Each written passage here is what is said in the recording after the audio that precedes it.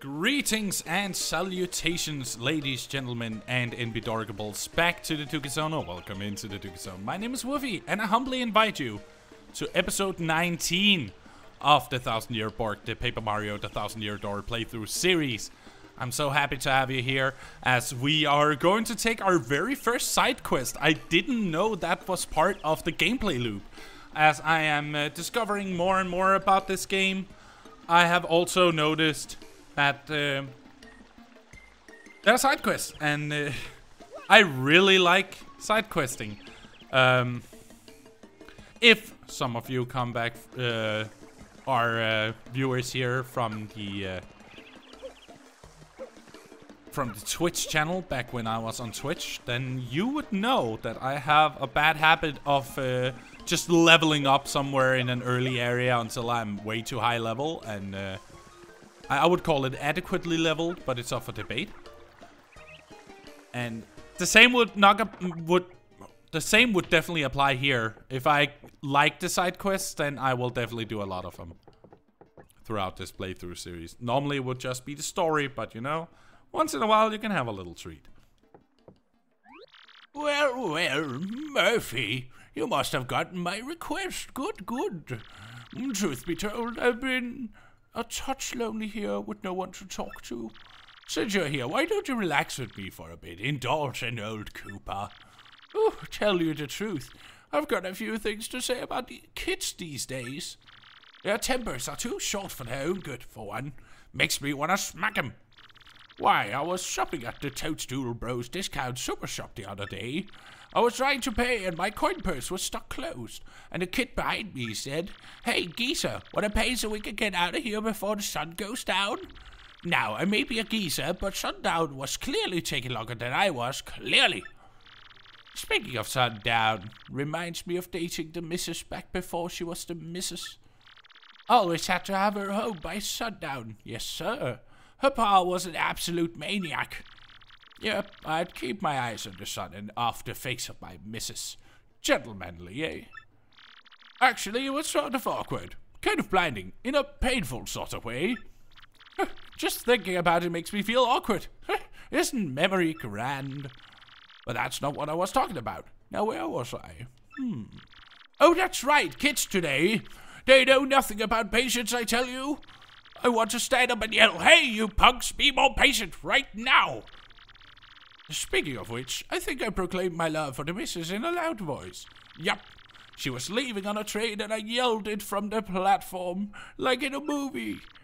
Now, what was it that I yelled to her? Maybe something about her smell. Oh, wait, I think I've strayed from my main point again. Oh, wait, did I? Anyhow, me and the missus were madly in love. Head over shells, I tell you. No, wait, my point was something about kids today, right? Oh, whatever. Oh, my dear sweet missus, the way you combed my eyebrows. Such tenderness. Oh, sorry, I got distracted there. Anyway, you get my point. Sorry you had to listen through all that. Wasn't too boring, though, I'd wager. I'm just happy to get a little FaceTime with the youth of today. Oops, I forgot to set out the tea. Aren't I an old ninny?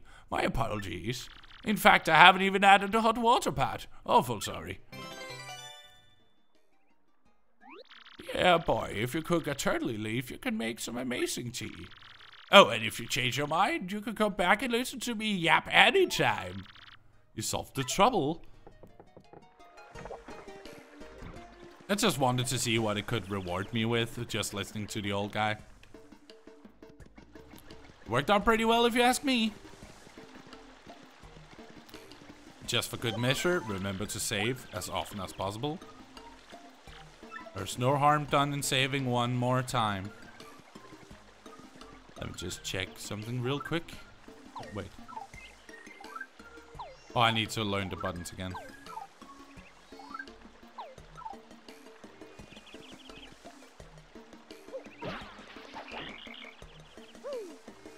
I was trying to get the insert. Oh, okay, it's C. Okay, gotcha. I wanted to look at my stats and stuff, just to make sure that I didn't miss out on a potential really good inn. I wanted to go to the inn if I was like low in HP. But hey, it doesn't matter now. I think we're doing just fine.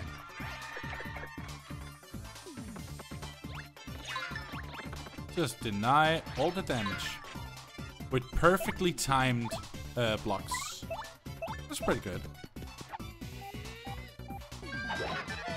I can't help it.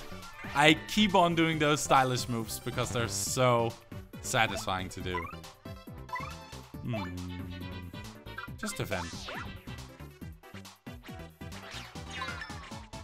Perfect. There's a heckler! There's a heckler! Ooh. Aha. I was not ready for that one. Just get rid of them and move on. What's that? Oh, it was that the fortune. What happened with the fortune? The effect of the curse increased your star points.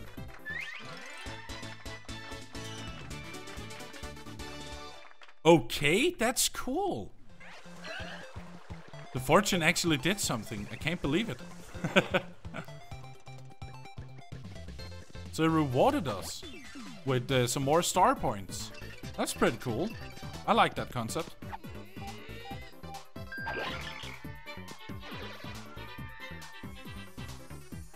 I'm definitely not gonna jump on the guy with the helm.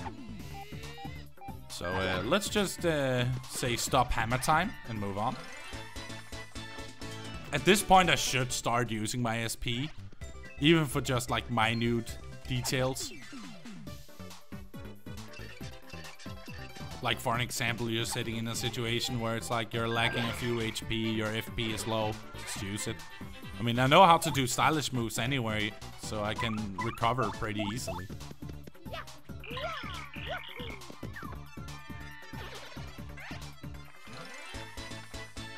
I could. But that doesn't necessarily mean that I will do it. We just have to get some XP and level up. Leveling up is very nice in this game. It feels satisfying to do because if you feel like you're too squishy, you can get some HP as a bonus. But if you're more in the mood for getting stronger, you can either increase your FP to spam your abilities more or get BP so you can equip more badges to get more passive effects. I like that you have a choice every level. It's not like other RPGs out there where it's like you're getting these stats every level. Not saying that it's bad by any means, it's just that I'm a big fan of this system. That's how I would put it. It's a satisfying gameplay loop that rewards you for being creative. You can be creative with how you build Mario, which I think is a very cool thing. More games should do this, where you have a choice of what you want to upgrade. I mean, one good example of that from another AAA studio is Square Enix's Dragon Quest, where usually you had like a weapon upgrade system where it was like you put points into different categories to get new abilities. I love those kind of progression systems. I think they're super satisfying to play. So I hope more do that going forward. I want to see more developers figure out a way to make a satisfying progression loop in turn-based combat. Because turn-based combat is, for me it's interesting, but it's not as interesting for me, or it's not as interesting for others, maybe. So that's one of those situations where I feel that it would help a lot if you can put in some strategy that will make the game even more enticing to watch and explore. And having a choice in what you upgrade is definitely one way to do it. Let's go into the trouble board again. Just to make sure we have another one for a later episode.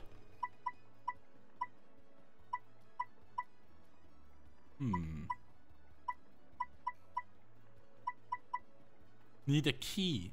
For what? Maximilian here. I need some help jogging my memory. Meet me in Rogueport Square in front of the shop. Sure. I mean, it's right in Rogueport, so why not?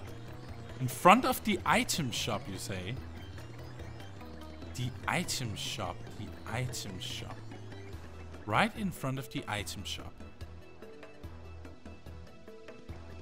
Actually, don't even remember where there's oh, here. Mouse. Million. Makes sense.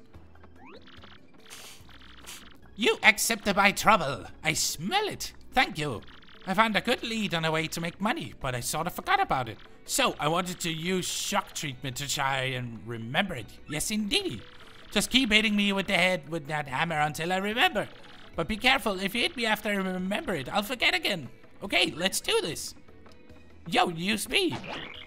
Just can't remember. I just can't remember. I just can't remember.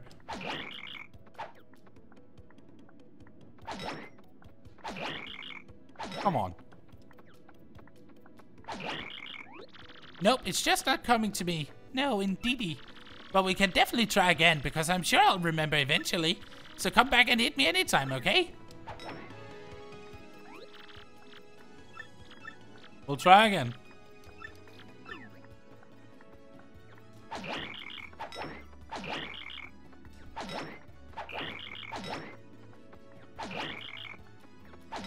Come on. Remember! Remember! I remembered. That's it. I remember now. I have to buy a sleepy sheep at the shop in Rogueport and sell it for a 2-coin profit in Petalburg. Hehehe. I'll let that tip be your reward to spend all those profits.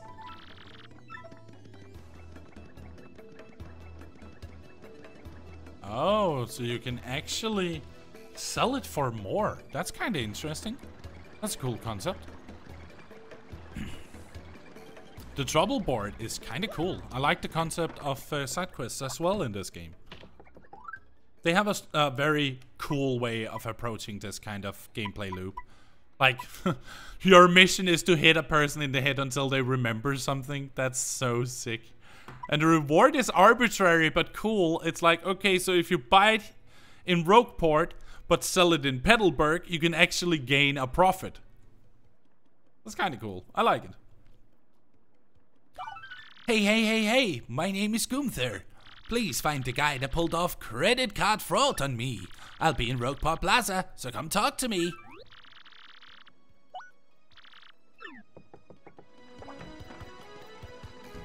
Gunther. He's in the plaza, he said. Or is it him? Hey, it's that guy again. Have you been powering up your party members? If you don't, they're gonna have a rough time as you keep adventuring. If you haven't been powering them up, you'd better go over there to Merlin's place.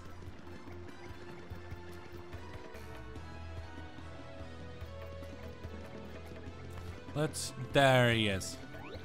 You look like you're doing... Oh, no, that's not that guy. That's not the guy. Trust me, you're not that guy. Hey, you're here to handle my trouble, aren't you? Then listen up. Larson the bandit pulled some credit card fraud on me and took my dough. I want to rough him up for it, but the guy's too wise and I can never catch him. He's hiding somewhere here in Rogueport, so I want you to find him. By the way, bandits are those guys in blue outfits who wear masks. There are several in Rogueport, but this one will fess up once you grill him. Do this and then you'll get your reward. I'm counting on you. Well, that gotta be for next time, as we are finishing today's episode. Today has just been side questing, but I've enjoyed it. It's been fun. And I sure hope you had fun too. This concludes episode 19 of the 1000-Year Bork, the 1000-Year Door playthrough series. Mario and Koops will have to wait until next time with more adventures. But until then, please remember to like and comment and subscribe for more shenanigans here in the Duggie Zone. I'm Woofy, signing out. Take care of each other, and I'll see you next time.